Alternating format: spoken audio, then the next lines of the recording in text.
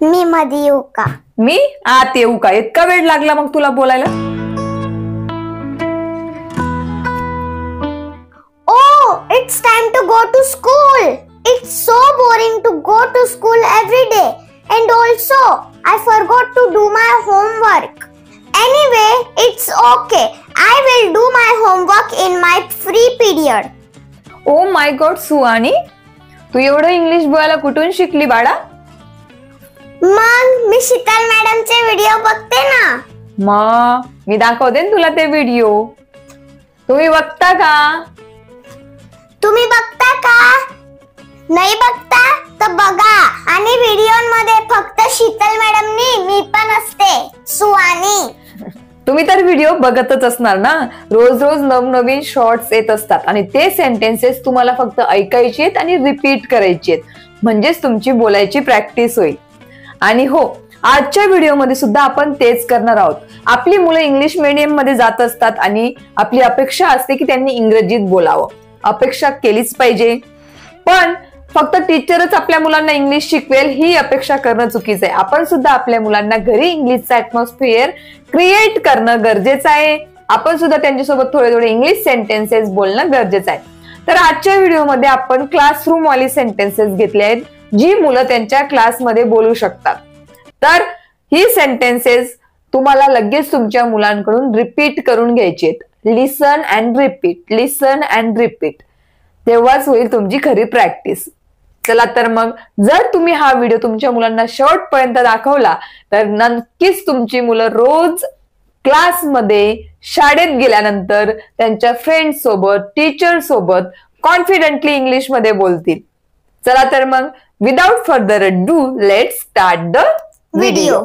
So जेव्हा मुलं शाळेत जात असतात तेव्हा ते ग्रीट करू शकतात. असं नाही, आपल्याला आपल्या मुलांना बोल्ड बनवायचंय. तुम्ही बाहेरची मुलं बघा, फॉरेनची म्हणजेच फॉरेनची मुलं बघा, जर त्यांना कुणी हाय हॅलो केलं तर व्यवस्थितपणे ते hello madam, good morning, good afternoon जे असेल ते हाऊ आर यू असं छान पैकी कम्युनिकेट करत असतात. पण तेच जर आपल्या मुलांना कुठं मॅडम भेटली, कुठं नातेवाईक भेटले आणि त्यांनी विचारलं तर आपली मुलं लाजत असतात. कारण का? आपली मुलं बोल्ड नाहीयेत. पण आपण आपल्या मुलांना बोल्ड बनवू शकतो.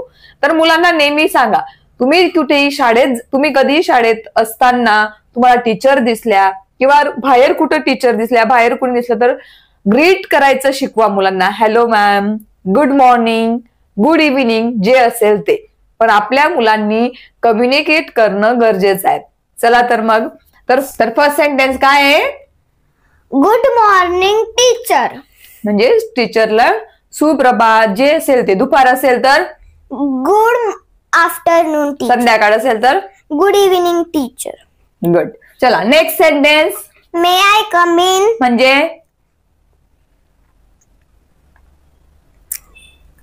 मी मध्ये येऊ का? मी आत येऊ का? इतका वेळ लागला मग तुला बोलायला?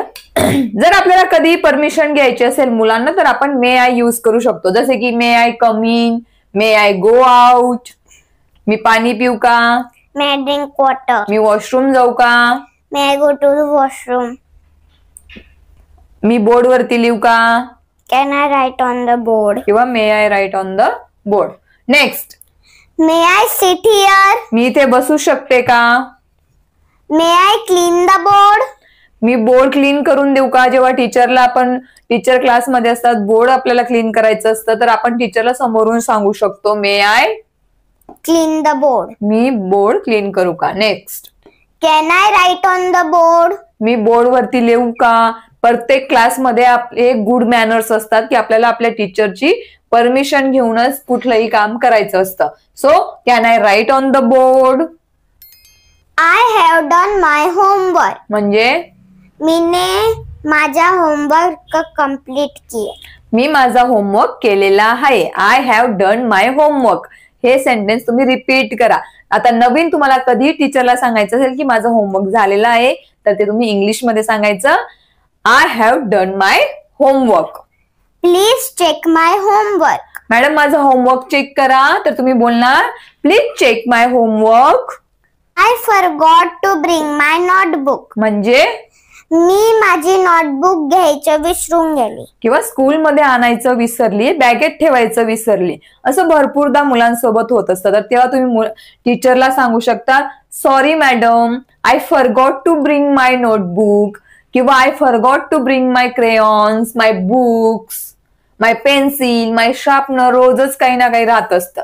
तर तेव्हा तुम्ही हे सेंटेन्स यूज करू शकता. तुम्हाला फक्त फॉर्मॅट लक्षात ठेवायचं. जर तुम्ही काही विसरलात तर काय बोलायचं, आय फॉरगॉट टू ब्रिंग, काय आणायचं विसरलात तर.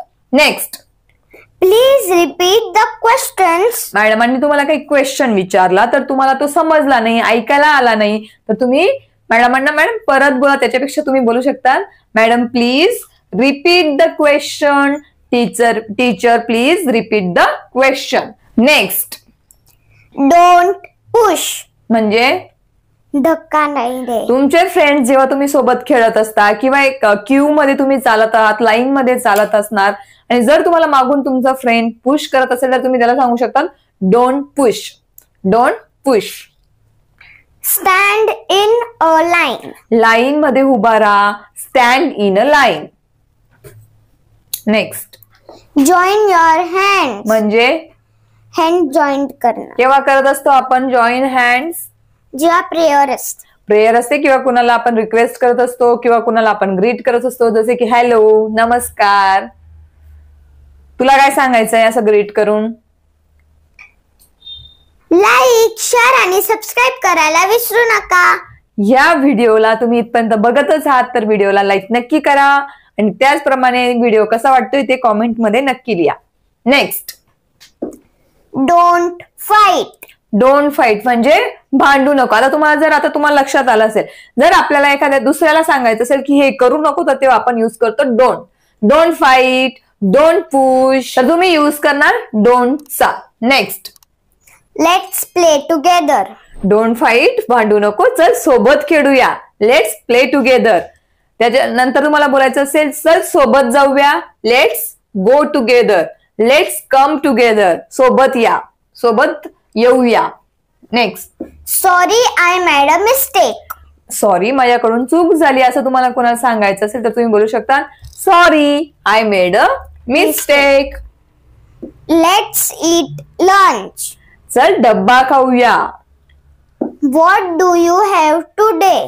तुझ्या डब्यात तू आज काय आणलंय, तर असं विचारायचं असेल तर आपण काय बोलणार, what do you have today. What do you have today. तर आपल्या डब्यात जर भाजी पोळी असेल तर आपण काय बोलणार, आय हॅव चपाती अँड भाजी. आय हॅव चपाती अँड भाजी. जे फूडचे नेम आहेत ते तुम्ही ऍज इट इज आपल्या भाषेतच बोलू शकता, कारण त्याचं इंग्लिश मध्ये ट्रान्सलेट नाही करायचंय. Don't waste food.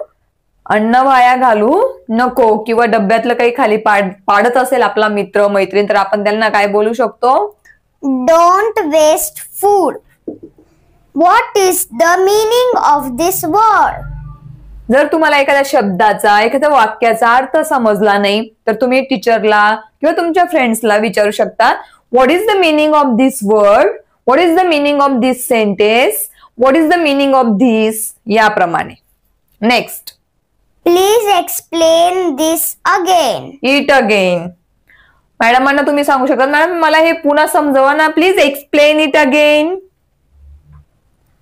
Teacher I finished my work. जेव्हा आपलं लिहिणं झालं असेल तर आपण टीचरला सांगू शकतो, teacher I finished my work. डबा खाऊन झाला असेल तर तुम्ही बोलू शकता, teacher I finished my food, I finished my lunch, I finished my tiffin, याप्रमाणे. त्याचप्रमाणे शाळेत जर आपल्या वॉटर बॉटल मधलं पाणी संपलं आणि आपल्याला बाहेर पाणी भरायला जायचं असेल तर आपण टीचरला कसं विचारू शकतो, can I fill my water bottle. Can I go to fill my water bottle, याप्रमाणे. तर जेव्हा मुलं हे छोटी छोटी सेंटेन्सेस आहेत पण हे जेव्हा रोज बोलतील, रोज प्रॅक्टिस करतील आणि करायलाच हवी, तर मुलांचा कॉन्फिडंट वाढेल. आता छोटी सेंटेन्सेस बोलतायत तर उद्या अजून मोठी सेंटेन्सेस बोलतील, म्हणजेच ते इंग्लिशमध्ये हळूहळू फ्लुएंट होतील.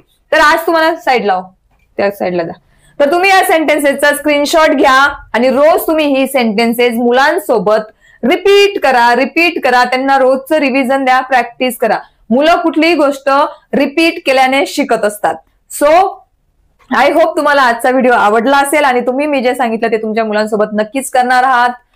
की नाही ते मला कॉमेंटमध्ये नक्की कळवा. अजून तुम्हाला तुमच्या मुलांना इंग्रजी शिकवताना जर काही प्रॉब्लेम येत असतील तर ते तुम्ही माझ्यासोबत कॉमेंट सेक्शन मध्ये शेअर करू शकता किंवा मला इन्स्टाला तुम्ही मेसेज करू शकता. इन्स्टाची लिंक खाली डिस्क्रिप्शन बॉक्समध्ये दिलेली आहे, सो तुम्ही मला इंस्टाग्राम वरती सुद्धा फॉलो करू शकता. त्याचप्रमाणे आपण एक कोर्स स्टार्ट केलेला आहे जिथे आपण अगदी 0 लेवल पासून इंग्रजी कसं बोलायचं, इंग्रजीत कसं बोलायचं, ग्रामरमध्ये न अडकता ग्रामरची भीती दूर होईल असा कोर्स मी घेऊन आले आणि तुम्ही इंग्लिश बोलायला लागाल.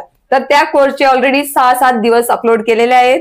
सो तुम्ही डे बाय डे तो रोज रेग्युलर बघायचा आहे. म्हणजेच तुमचा जो तुम्ही फी भरून कोर्स घेतात तो तिथं फ्री मध्ये आपल्या चॅनलवरती अवेलेबल आहे. तर जाऊन नक्की बघा. खाली त्या व्हिडिओची प्लेलिस्ट डिस्क्रिप्शन बॉक्स मध्ये दिलेली आहे. आणि हो, जर चॅनलवरती नवीन असाल तर चॅनलला सबस्क्राईब करून द्या आणि बाजूला बेल आयकॉन वरती प्रेस करून द्या, म्हणजेच येणारे नवनवीन व्हिडिओ तुम्हाला दिसतील.